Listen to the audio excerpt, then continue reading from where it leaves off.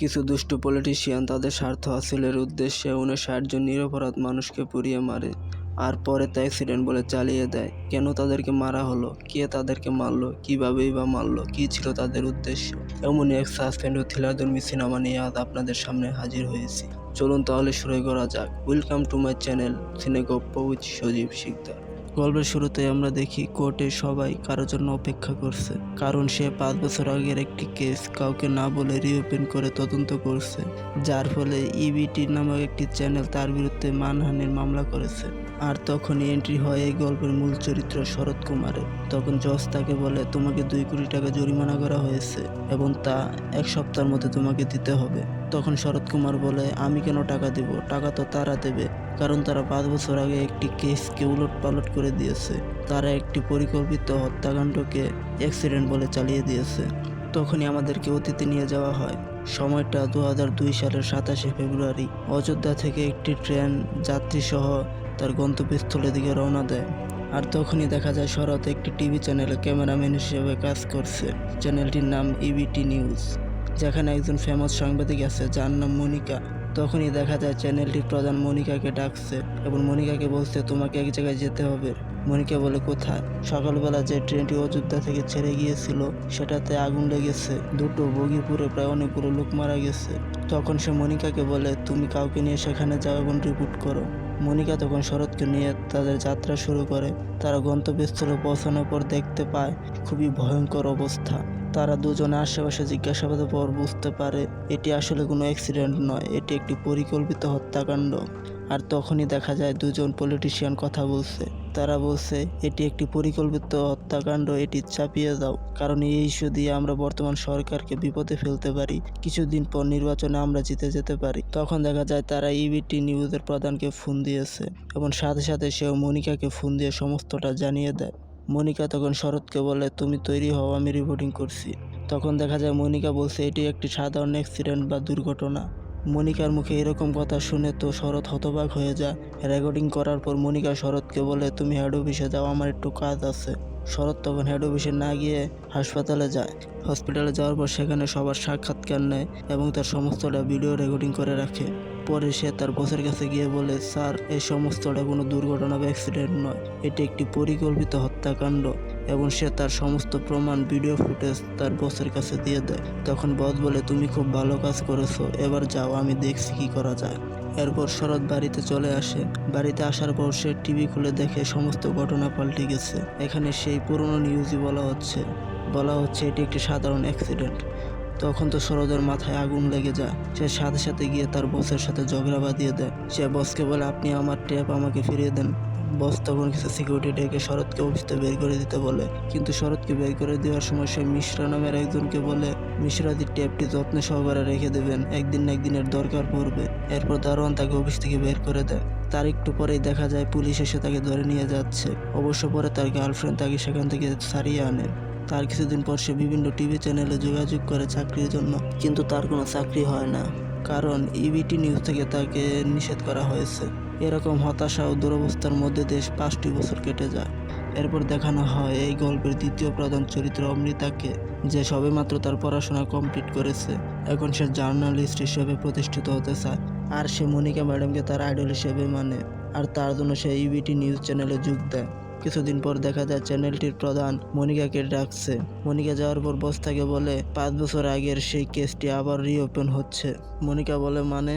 তখন বস বলে, নতুন সরকার এসেছে, তাই নতুনভাবে এর তদন্ত করতে চায়।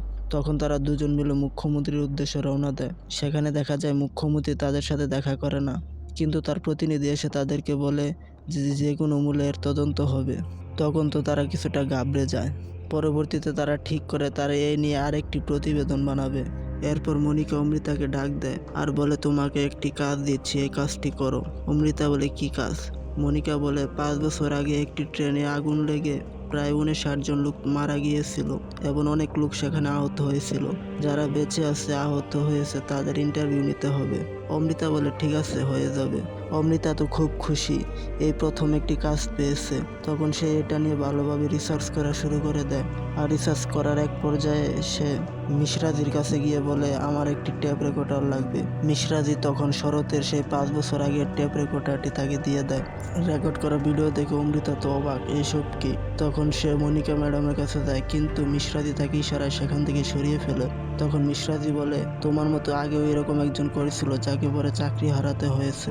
তুমি যদি এটা নিয়ে কাজ করতে চাও তবে তুমি তার সাথে দেখা করো, তার নাম শরৎ। এরপর আমরা শরৎকে দেখি। শরৎ যেহেতু কোথাও কাজ পায় না তাই সে এখন কোনো রকম ডাবিং করে জীবন ধারণ করছে। তখন অমৃতা তার কাছে এসে বলে আমি একটি ডাবিং করব, আমি তোমাকে 2,500 টাকা দেব, তুমি করবে? শরৎ তো তখন রাজি হয়ে যায়। পরবর্তী সিনে আমরা দেখি শরৎ একটি স্টুডিওতে রেকর্ডিংয়ের জন্য অপেক্ষা করছে, কিন্তু সে সময় 5 বছর আগে সেই ভিডিওটি তার সামনে ছেড়ে দেওয়া হয়। আর সেটা দেখে শরতের চোখে তো পানি চলে আসে। এরপর অমৃতা তাকে সমস্ত কিছু খুলে বলে আমি এই কেস নিয়ে কাজ করছি, তুমি আমাকে সাহায্য করবে? শরৎ তখন বলে আমি পারবো না, এই বলে সে চলে যায়। কিন্তু কিছুক্ষণ পরে সে আবার ফিরে এসে বলে আমি কাজ করতে পারি, তবে আমাকে 50,000 টাকা দিতে হবে। অমৃতা বলে তুমি না সৎ ছিলে? শরৎ বলে এখন আমার অনেক ঋণ হয়েছে, আবার কিছুদিন পরে আমার এক গার্লফ্রেন্ডের বিয়ে, তো আমাকে বিয়েতেও যেতে হবে, প্রচুর তো টাকা পয়সার ব্যাপার। অমৃতা তো পুরো অবাক। অমৃতা বলে আচ্ছা ঠিক আছে। পরের দিন দেখি তারা দুজনে মিলে সেই গোদ্রা স্টেশনে এসে পৌঁছেছে এবং পৌঁছানোর পর তারা একটি হোটেল ভাড়া করে। কিছুক্ষণ পরে দেখি অমৃতা একটি ব্ল্যাকবোর্ড নিয়ে এসেছে। শরৎ তখন জিজ্ঞাসা করে তুমি এটা দিয়ে কি করবে? অমৃতা বলে কাজ করব। তখন সে শরৎকে বলে তোমার হাতে মদ খেনো, তুমি মদ দিয়ে কি করবে? শরৎ বলে কাজে ফোকাস করব। শরৎ তখন মদেকে একটা চুমুক দিয়ে বলে সময় আমাকে ছেড়ে গেছে, তুমি যাওনি, তোমাকে আমি কখনো ছাড়বো না। মানে ছ্যাঁকা খেয়ে ছেলেটি এখন ব্যাকা হয়ে গেছে। পরে রুমে আসলে দেখি অমৃতা শরৎকে জিজ্ঞেস করছে আমরা কোথা থেকে শুরু করব? শরৎ বলে কেন, একবারে শুরু থেকেই শুরু করব। অমৃতা বলে মানে? শরৎ বলে আমরা প্রথমে সেই পুরা ট্রেন দেখতে যাব। পরক্ষণে তারা দুজনে সেই পুরা ট্রেনের কাছে গিয়ে উপস্থিত হয়। সেখানে একটি পুলিশকে কিছু টাকা ঘুষ দিয়ে তারা পুরা ট্রেনের ভিতরে যায়। যাওয়ার পর অমৃতা তদন্ত প্রতিবেদন দেখে বলে এখানে সাফ সাফ বলা আছে এটি একটি অ্যাক্সিডেন্ট। আর তখনই শরৎ বলে তাই নাকি? অমৃতা বলে হ্যাঁ, তবে কি তোমার কি মনে হয়? শরৎ বলে একবার চিন্তা করো এর প্রথম কারণ কি বলা হয়েছে। অমৃতা বলে সেদিন এখানে রান্না করা হচ্ছিল, হয়তো সেই আগুনই ছড়িয়ে পড়েছে। শরৎ তখন বলে আচ্ছা ঠিক আছে, আমি তোমাকে বলছি, তুমি শোনো। প্রতিবেদনে বলা হয়েছে একজন লোক 24শে ফেব্রুয়ারি এখানে রান্না করতে দেখেছে, তাই পুলিশ ধরে নিয়েছে, তাহলে 27 তারিখেও এখানে রান্না করা হচ্ছিল। একটি স্টোভে মাত্র 1 লিটার তেল ধরে, তাহলে 1 লিটার তেল দিয়ে এত বড় বগি কিভাবে জ্বালালো? তখন শরৎ অমৃতাকে প্রশ্ন করে বলতো এই ট্রেনের বগিটি জ্বালাতে কত লিটার তেল লাগবে? তখন অমৃতা বলে তা তো 60-70 লিটার লাগবে। শরৎ বলে এই ট্রেনে 72টি সিট আছে, আর সেদিন এই বগিতে প্রায় 200 থেকে 250 জন লোক ছিল। মানে যেখানে খাড়ানোর জায়গা নেই সেখানে কিভাবে তারা রান্না করলো? আর 70 লিটার মানে 70টি স্টোভ এখানে থাকার কথা, যে জায়গায় মানুষই দাঁড়াতে পারে না সেই জায়গায় 70টি স্টোভে রান্না তারা কিভাবে করছিল? তখন অমৃতা বলে তাহলে হয়তো সেকেন্ড রিজন সিগারেট খাওয়ার ফলে। তখনই শরৎ একটি সিগারেট বের করে খেতে থাকে, আর অমৃতা বলে তুমি এখন সিগারেট খাচ্ছ, সিগারেট ফালাও। শরৎ তখন বলে একবার চিন্তা করো, আমি ফাঁকা জায়গায় সিগারেট ধরিয়েছি, তাতেই তুমি বলছো সিগারেট ফেলে দিতে। সেদিন তো এখানে প্রায় 200 থেকে 250 জন লোক ছিল, তখন কেউ বললো না সিগারেট ফেলে দাও? আর ধরো সিগারেট খাচ্ছে, তাতে কি একটা সিগারেটের জন্য এত বড় আগুন লাগতে পারে? তখন অমৃতা বলে তা তো ঠিক বলেছ, তাহলে আগুনটা লাগলো কিভাবে? তখন শরৎ বলে নিশ্চয়ই বাইরে থেকে কেউ এসে আগুন লাগিয়ে দিয়েছে। অমৃতা তখন বলে তা কি করে সম্ভব? যদি বাইরে থেকে আগুনই লাগায় তাহলে এখানে মানুষ বসেছিল কেন, তারা এখান থেকে বেরিয়ে গেল না কেন? শরৎ তখন বলে যদি কেউ তোমার উপর পেট্রোল ছিটায় তুমি কি তাকে মারতে যাবে, না আগে নিজে বাঁচার জন্য ছুটবে? আর দেখো এখানে জানালার গ্রিল ভেঙে গেছে, মানে তারা চেষ্টা করেছিল এখান থেকে বের হয়ে যাবার, কিন্তু তারা পারেনি। এই কথা বলার সাথে সাথে শরৎ ট্রেন থেকে বেরিয়ে যায় এবং ট্রেনের দরজা লাগিয়ে দেয়। অমৃতা তখন বলে দরজা লাগালে কেন, দরজা খোলো। শরৎ বলে তুমি খোলো। এরপর অমৃতা দরজা খুলে বাইরে চলে আসে। শরৎ তখন বলে তুমি কত সহজে বেরিয়ে আসলে? তাহলে সেদিন 4টা দরজা ছিল, এতগুলো মানুষ কেন বের হয়ে আসলো না? নিশ্চয়ই কেউ বাইরে থেকে দরজা লাগিয়ে দিয়েছিল, আর উপর দিয়ে তারা পেট্রোল ঢেলে দিয়েছিল। এরপর তারা স্টেশনে যারা চাকরি করে তাদেরকে এই বিষয়ে জিজ্ঞেস করতে থাকে। অমৃতা একটি মহিলা কর্মকর্তার কাছে গিয়ে বলে আপনি সেই আগুন লাগার দিন কি এখানে ছিলেন? মহিলাটি বলে হ্যাঁ আমি ছিলাম। অমৃতা বলে সেদিন কি হয়েছিল? মহিলাটি বলে সেদিন সাদিয়া বানু নামে একজনকে কিছু প্যাসেঞ্জার উত্ত্যক্ত করছিল এবং তাকে কিডন্যাপ করতেও চাইছিল। তখন সাদ্দাম নামের এক ব্যক্তি আশপাশ থেকে প্রায় 1000 থেকে 1500 লোক এনে জোড়া করে হট্টগোল বাঁধিয়ে দিয়েছিল। আর এই হট্টগোলের মধ্যে আগুন লেগে যায়। এরপর দেখানো হয় শরৎ কুমারকে, যে একটি কুলির কাছে গিয়ে কথা বলছে। সে কুলিকে জিজ্ঞেস করে সেদিন কিভাবে আগুন লেগেছিল। কুলি তখন বলে এখানে সাজিদ নামের একজনের চায়ের দোকান ছিল, তার সাথে প্যাসেঞ্জারের কিছু গ্যাঞ্জাম হয়েছিল। আর তখনই সাদ্দাম আশপাশ থেকে 1000 থেকে 1500 লোক এনে এখানে হট্টগোল বাঁধিয়ে দেয়। আর এই হট্টগোলের মধ্যে জানি কখন আগুন লেগে যায়। শরৎ বলে সাজিদ কোথায় আর ওই সাদ্দাম কোথায়?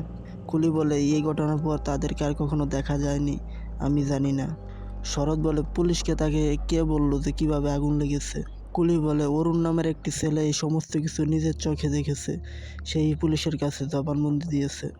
এরপর অমৃতা এবং শরৎ হোটেলে ফিরে আসে এবং তারা একে অপরকে বলে এটা কিভাবে সম্ভব, একই ঘটনা, কাহিনী দুইটা কিভাবে হয়? নিশ্চয়ই এখানে দুজন মিথ্যা কথা বলছে।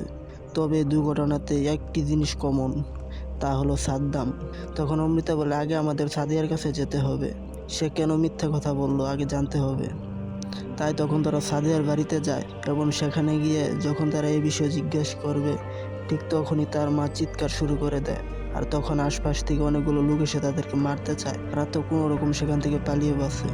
পরের দিন দেখা যায় শরৎ একটি চার দোকানে বসে চা খাচ্ছে। এমন সময় অমৃতা এসে বলে আমাদের যেতে হবে, চলো। শরৎ বলে কোথায়? অমৃতা বলে এখানে একজন সমাজকর্মী আছে যে এই সমস্ত কিছুটা খুব কাছ থেকে দেখেছে এবং এ নিয়ে অনেক কিছু করেছে, তার কাছে গেলে হয়তো কিছু জানতে পারবো। শরৎ বলে সে যদি সত্যি কথা না বলে? অমৃতা বলে সৎ মানুষ সব দিকেই আছে, চলো যাই আগে। এরপর তারা সেই সমাজকর্মীর কাছে যায় এবং সমাজকর্মী তখন তাদেরকে বলে তোমরা কোথা থেকে এসেছো? অমৃতা বলে আমরা ইবিটি নিউজ থেকে এসেছি। তখন সমাজকর্মীটি বলে ও 5 বছর আগে যারা এই কেসটিকে একটি অ্যাক্সিডেন্ট বলে চালিয়ে দিয়েছে তাদের পক্ষ থেকে, তাই এইবার এই কেসটিকে কি বানাতে চাও? তখন শরৎ বলে আমরা শুধু সত্যকে খুঁজে বের করতে চাই। জোরাজুরির এক পর্যায়ে এই সমাজকর্মীটি বলে ঠিক আছে, আমি তোমাদের কিভাবে সাহায্য করবো বলো। অমৃতা তখন বলে বেশি কিছু না, যে পুলিশের কাছে সাক্ষী দিয়েছে অরুণ নামের ছেলেটি, আমরা শুধু তার সম্পর্কে জানতে চাই। সমাজকর্মীটি তখন বলে আমি পারবো না, এই বলে সে চলে যায়। আর চলে যাওয়ার সময় জানালা দিয়ে বলে যায় আগামীকাল অরুণের শুনানি আছে একটি কোর্টে। এই শুনে দুজনে তো খুব খুশি হয়।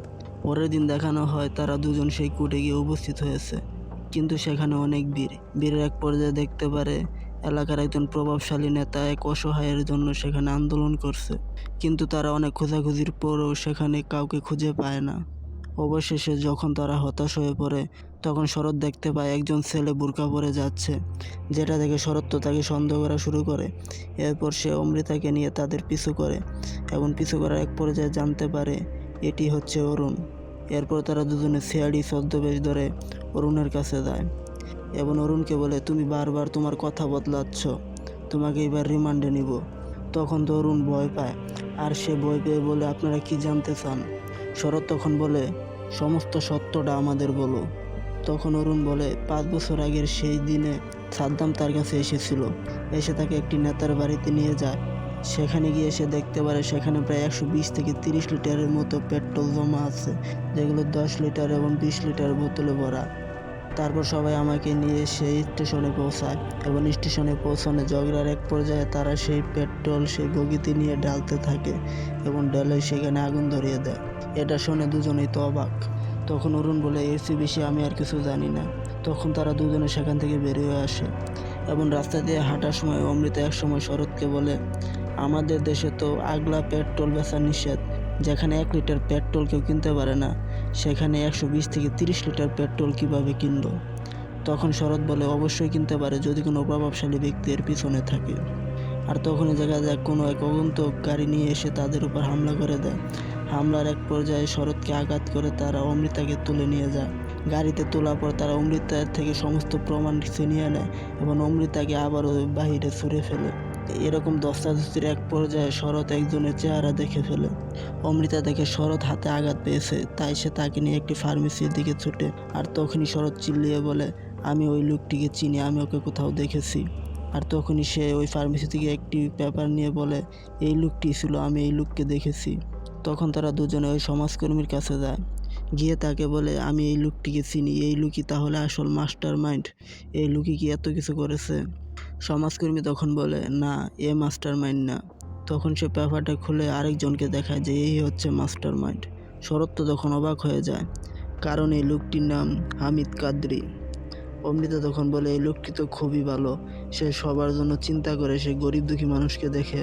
সমাজকর্মী তখন বলে, সবই মিথ্যা, ও আসলে মুখোশের আড়ালে একটা শয়তান। এতদিন আমি প্রমাণের অভাবে কিছু বলতে পারিনি, এখন তোমরা প্রমাণ এনেছো, এখন আমি বলতে পারি। তখন তারা তিনজনে মিলে সেই হামিদ কাদরি বাসায় গিয়ে উপস্থিত হয়। বাসায় গিয়ে তারা হামিদ কাদরিকে সমস্ত কিছু খুলে বলে। হামিদ কাদরি তখন উল্টো তাদেরকেই থ্রেট দেয়। হামিদ কাদরি বলে, তোমরা আমার কিচ্ছুই করতে পারবে না, সবাই আমাকে ফেরেশতার মতো মনে করে, সবাই আমাকে সম্মান করে। তখনই শরৎ বলে, যখন সত্যটা সামনে আসবে তখন কেউ তোমার পাশে থাকবে না, সেটা তো কোর্টেই দেখা যাবে। পরবর্তীতে সিন আবার বর্তমানে নিয়ে আসা হয়, যেখানে জজ শরৎকে বলছে, এতদিন তুমি এ সম্পর্কে কাউকে বলোনি কেন? শরৎ বলে, আমার কাছে কোনো প্রমাণ ছিল না, আর আমি ভয় পেয়েছিলাম। এখানে দোষ আমার, আপনার, আমাদের সকলের। পরবর্তীতে কিয়ার আর মানহানির কাজ উল্টো তো হামিদ কাদরি এবং ওই টেলিভিশন চ্যানেলে ফেসে যায়। কিছুদিন পর দেখি ওই টিভি চ্যানেলের বিরুদ্ধে উল্টো মামলা হয়ে গিয়েছে এবং মনিকা এখন চুপচাপ বসে আছে। আর শরৎ তো এখন রিপোর্টার হিসেবে কাজ করছে, যে এখন মনিকার চেয়ে ফেমাস। বন্ধুরা, এই গল্প থেকে আমরা এতটুকুই বুঝতে পারি, পাপ কখনো চাপা থাকে না।